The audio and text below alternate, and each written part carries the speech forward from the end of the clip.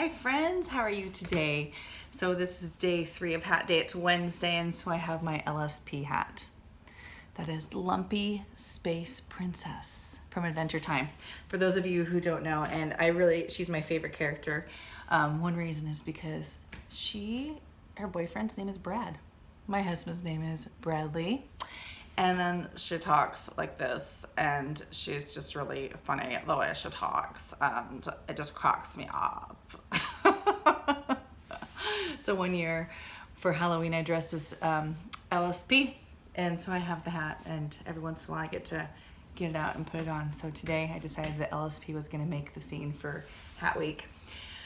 Well, I don't have a book for you guys today because today is day 1 of a story writing adventure that we are going to take together.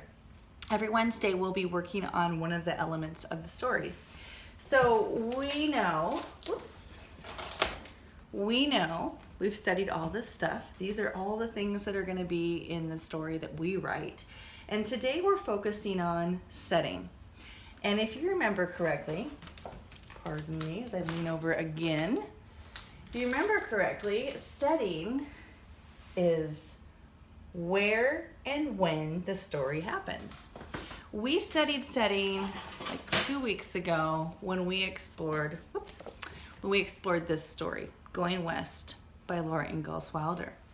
And it was during the summertime, in the olden days, in the big woods at home, and in winter, and eventually it was in their covered wagon on the prairie going west.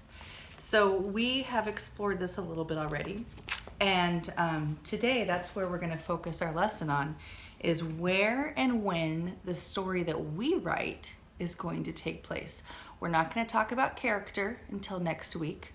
We're not going to talk about the problems. That doesn't mean you can't be thinking about it. But this week we're only going to be thinking about setting. And writers, when I was thinking about setting, I started considering the different books that we read aloud in class this year. And in my class, we read aloud from Charlie and the Chocolate Factory. We read aloud from Charlotte's Web.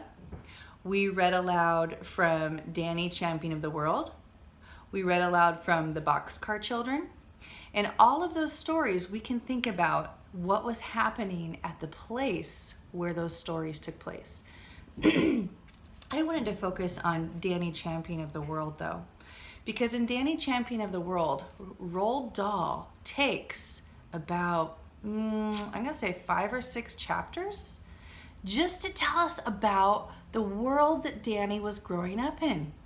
He talked about the day that his father made a kite, and they went out and they flew the kite, and they let it stay out all night, tied to the porch, and then the next morning he was able to wind it in. He talked about how it wasn't way back in the olden days like Laura Ingalls Wilder, but it was during a time where he could live in like a caravan on his property. A caravan is like an old train car kind of, and in it was a bunk bed, one for him, one for his father, and they only had one fork for each of them, and one knife and one spoon for each of them. And their table was a little box that they sat next to.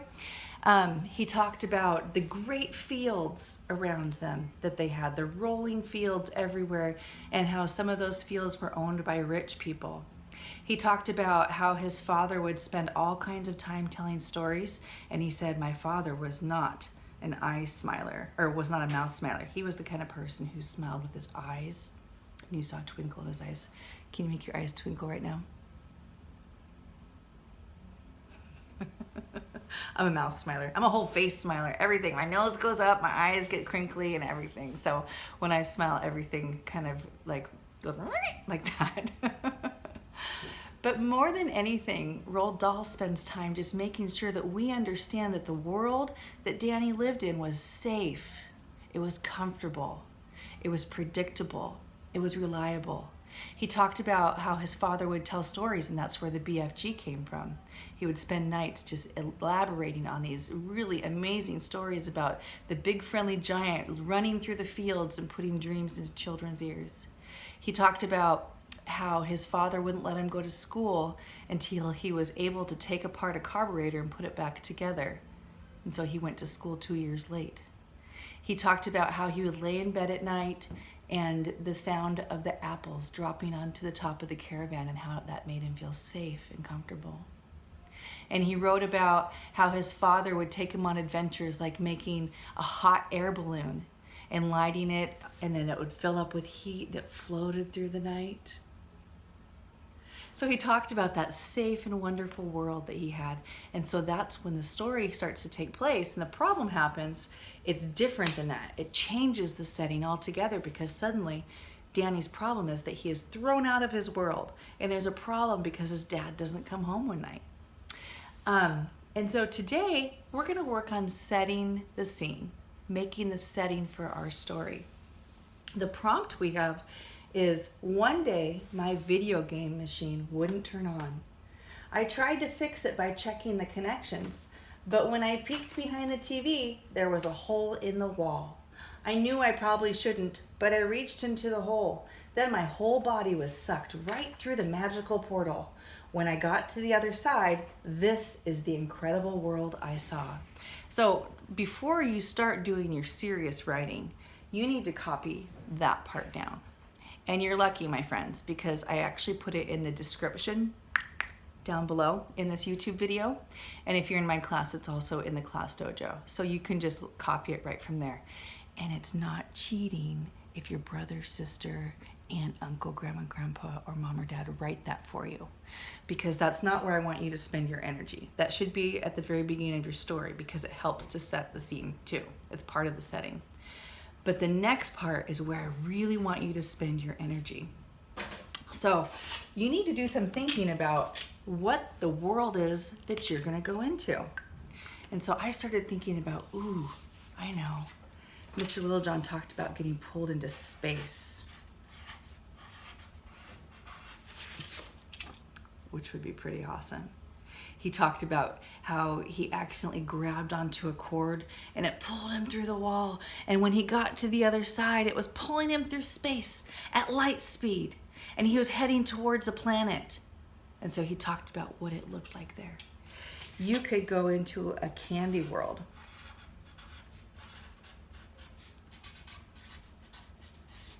Like Wreck-It Ralph. When they get pulled into, I can't remember what it's called. Sugarland? Sugar Rush. Sugar Rush. Yeah, you could go into a candy world. Or like what it is at Willy Wonka's chocolate factory, where there's a whole new world that opens up. You could go back in time.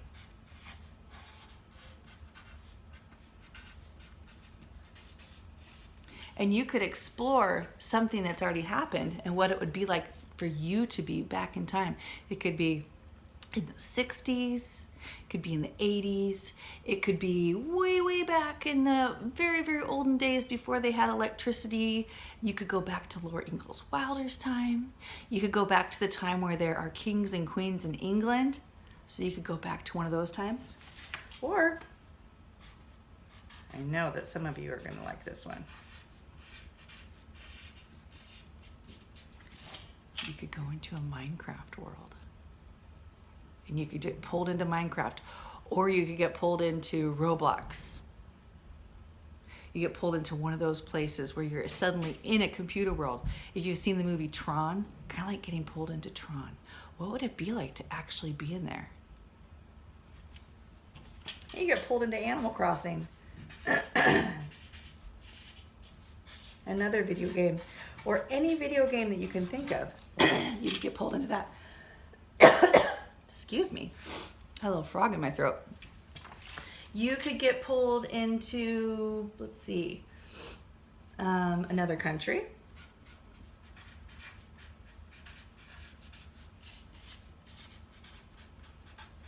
You could get pulled into a haunted house.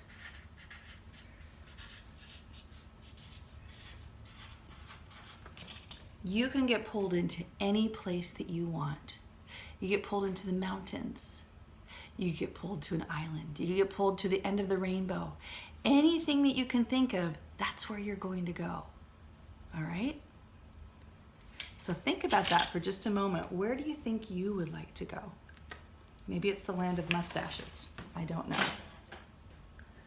What I decided for my lesson, or for my story, was I wanted to get pulled into a place that I would want to spend time in. I wanted to go to a place that I like to think about.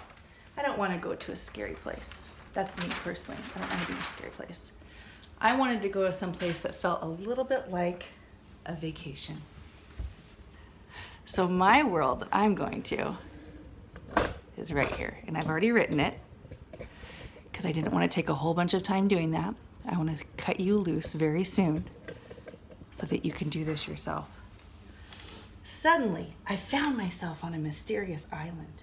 I quickly looked behind myself, but the hole seemed to have disappeared. I decided I'd better get familiar with my surroundings, since it looked like I wasn't going back home very soon. When I looked around, I saw a beach with crystal blue water lapping at the shores, and tall palm trees heavy with coconuts. Seagrasses rustled in the gentle breeze, and tropical flowers released their sweet fragrances. The sun was shining bright in this golden, beautiful world. As I looked out over the sparkling water, I thought I saw a fin flip and the faint sound of tinkling laughter. The island was beautiful, comfortable, and safe feeling. It felt like the kind of place where magical things happen and goodness reigned. And you can see that I actually drew some pictures to go with it. I have a palm tree here. I have a sunshine right here. And you'll notice that those are really light so they don't cover up my words. You see a little fin right there. I've got my flowers that I talked about. Got my palm tree, my beach, and my sparkling water. It's all right there. So when you are writing your story, I want you to remember a couple of things. Thing one, remember to use capitals and periods, please, my friends. We need to see the beginnings and the ends of sentences. 2, you need to be writing on the line. Use finger spaces and make sure you write neatly enough for yourself and someone else to read your writing. It's not going to be helpful if you write and spend all this time and nobody can read it, even you. You need to write between 5 and 10 sentences to set the scene. Can you write more than that? Yes, just make sure that it's meaningful, that somebody else is going to want to read it. Sometimes kids think writing more is what they need to do, but I think writing well is more important than writing more. You can illustrate the page after you've finished. And I want you to stay focused on the setting. I don't want you to write about characters. I don't want you to start telling the story. All you're doing is writing 5 to 10 sentences about the place where you land. And then the other thing is, we've been working on learning specific grammar, parts of words. Little Miss Fred decides that she needs to be in the video this time. We've been focusing on things like adjectives and verbs and things. And so when I wrote my story, I made sure that I included lots of interesting adjectives so that you would understand more of what the world looked like. Had to go get my pens. So what kind of island did I have? A mysterious island. So I added that word in front of that noun so you'd know what kind of island. Let's see if I can find another adjective in here. So I better get familiar with my surroundings since it looked like I wasn't going back home. When I looked around, I saw a beach with crystal blue water. Crystal blue water is different than the water that we have around here in the Pacific Northwest. If you look at our water, it looks kind of grayish green. Lapping at the shores and tall palm trees, heavy with coconuts.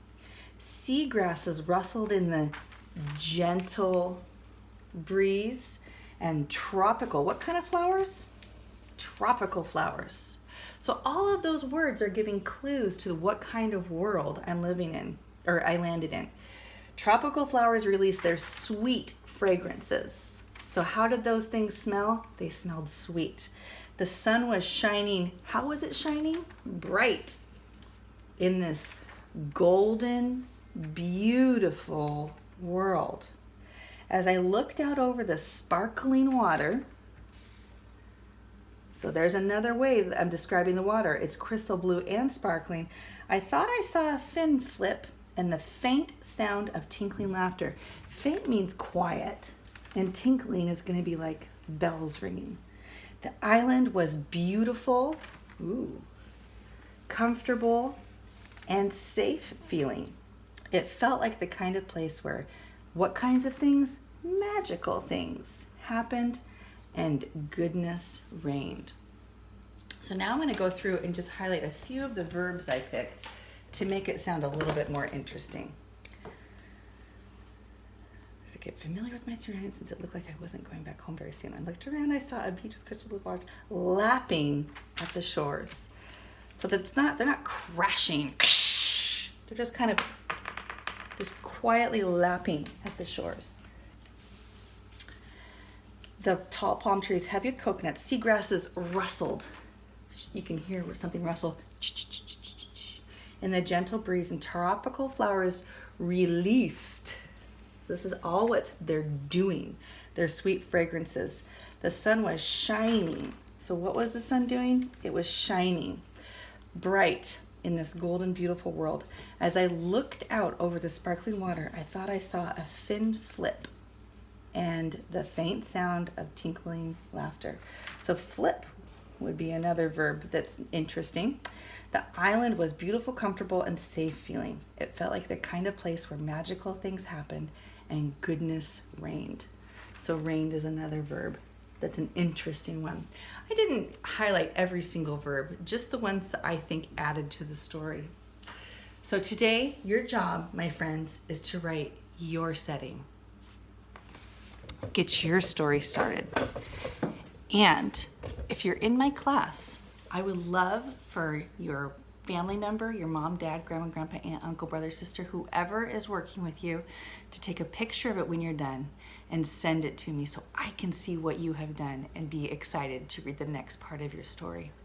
So the next time we meet about this story will be next Wednesday, and I will see you then. As always, I love you, and I can't wait to see what you have written. Bye, friends.